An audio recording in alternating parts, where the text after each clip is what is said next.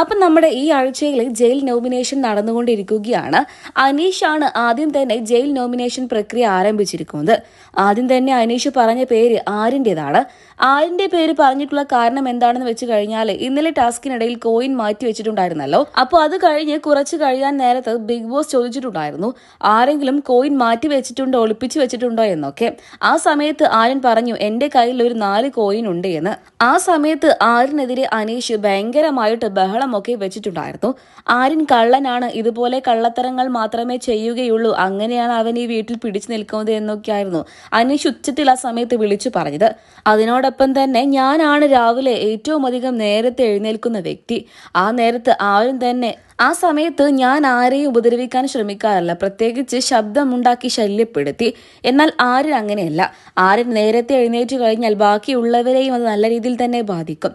ബഹളമൊക്കെ ഉണ്ടാക്കി മെച്യൂരിറ്റി ഒട്ടുമില്ലാത്തവരെ പോലെയാണ് പെരുമാറാറുള്ളത്. ഭയങ്കരമായിട്ട് ബഹളം ഉണ്ടാക്കും.